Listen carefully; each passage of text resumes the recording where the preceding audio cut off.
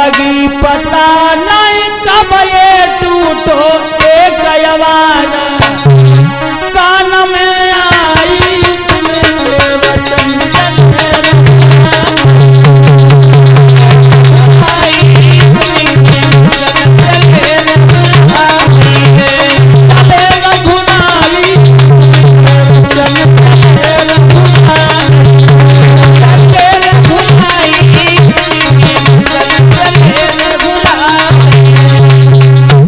भगवान श्री राम ने जाते जाते धनुष को प्रणाम किया, उठाया, तोड़ दिया।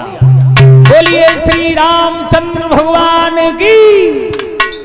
और जब धनुष टूट गया है माताओं बहनों, सीता जी की सहेलियां भागी, सीता जी के पास पहुंची, सीता जी से एक बात कही, बहन ओए जिसका तुम्हें बोली था इंतजार और ले आओ सीता फूलों का, और वो घड़ी आ गई सीता पराई हो गई सीता पराई हो गई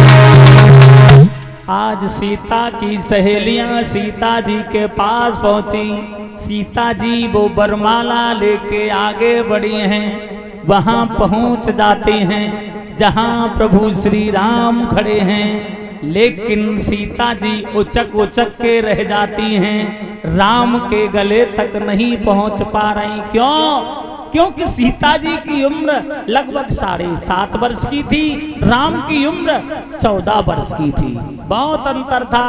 और जब गले तक नहीं पहुंच पाई तो एक लड़की राम से बोली, राम थोड़े झुके जाओ।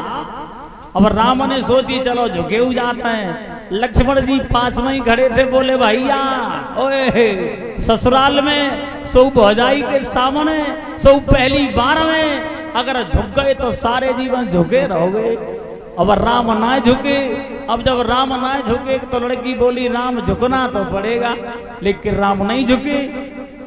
एक लड़की ने लक्ष्मण जी से कहा, लक्ष्मण अगर तुम्हारे पास कोई अकल हो तो तुम ही बता। लक्ष्मण बोले हाँ, अगर पहले हमसे कही होती तो कब की जयमाला पहने गई होती। लक्ष्मण ने सबको सुना के एक बात कही, भैया ने कितना बड़ा काम कर दिया, धनुष तोड़ दिया, हमने पैर भी नहीं छुए। आज लक्ष्मण जी प्रभु श्री राम के पैरों में गिर गए, उठे ही नहीं। और जब नहीं उठे राम ने झुक के उठाया, सीता जी को मौका मिल गया, वो माला प्रभु श्री राम के गले में डाल दी। बोलिए श्री रामचंद्र भगवान की। इस तरीका से सीता जी की वरमाला प्रभु श्री राम के गले तक गई है।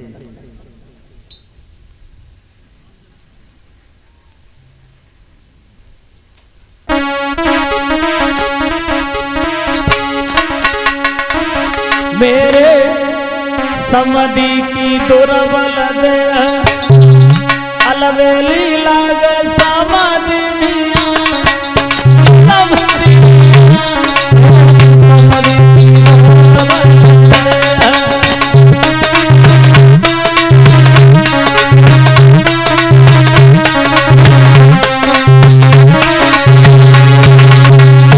आजकल जैसी पहले गाली नहीं गाई जाती थी।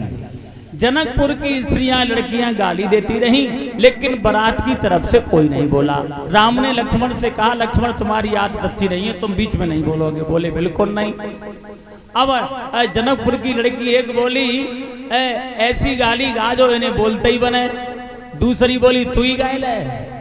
अब उठ के खड़ी हो गई, बोली लक्ष्मण तुम्हारी अवधपुरी में क्या होता है, क्या होता है? बोला हमें पूछो, हम बता रहे हैं। तो बोली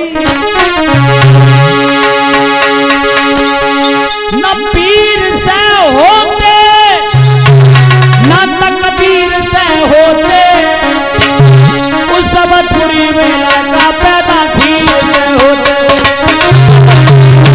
पैदा खीर से होते।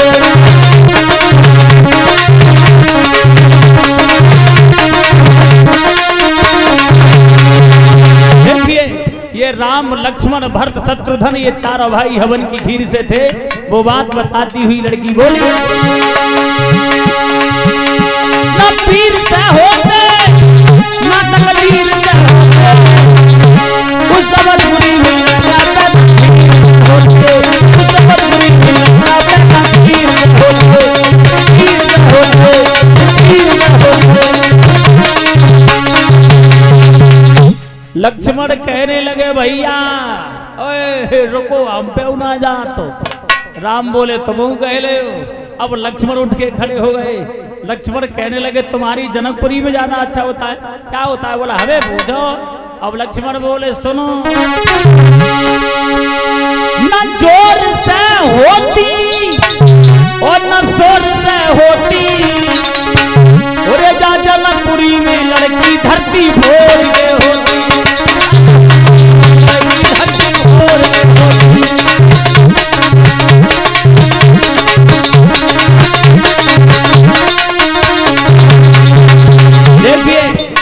सीता जी जमीन से पैदा थी। वो बात बताते हुए लक्ष्मण बोले न जोर से होती न शोर से होती, जा जनकपुरी में लड़की धरती फोड़ के होती, धरती फोड़ के होती, धरती फोड़ के होती, धरती फोड़ के होती। इधर चारों भाइयों का विवाह बड़ी हंसी खुशी से हुआ है।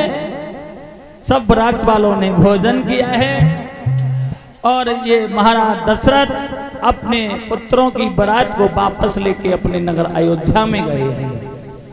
और जब अयोध्या में गए हैं भक्तजनों, तो महाराज दशरथ ने अपनी तीनों पत्नियों को अपने पास बुलाया है और अपनी तीनों पत्नियों को समझाते हुए बोले हैं दशरथ देखो, परलर कनी बधू घर आए, तो राखे नयन पलक की नाए। पराए घर की लड़की हमारे घर में हमारे पुत्र की बहू बन के आए तो उसे ऐसे रखना चाहिए जैसे नेत्रों की सेवा में ये पलक 24 घंटे तैयार रहते हैं। और पत्नी का भी धर्म है, क्या है? बोले सुनो कि सादर सास ससुर पति पूजा, जा से बढ़ के धर्म नहीं दूजा।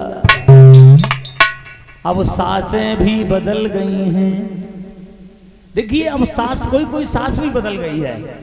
देखिए पत्नी का ये जोड़ा होता है सुख दुख में साथ देने का। अगर पत्नी बीमार हो जाए और लड़का अगर धीरे से जाए के सहपऊ से और थोड़ी सी रबड़ी ले आए और चुपचाप अंदर दे आए, तो देखो अब तो अम्मा बनाए लाई, अब का हमें पूछत हुआ है, बस तो वहीं रुकत हुआ है। देखिए ये सब भी नहीं कहना चाहिए भाई, उनके जीवन की बातें हैं। वे दोनों आपस में खुश रहें ये आशीर्वाद देना चाहिए। ये माता पिता का धर्म बनता है। आइए अब क्षमा चाहेंगे, कल के बारे में बताते हैं। कल भगवान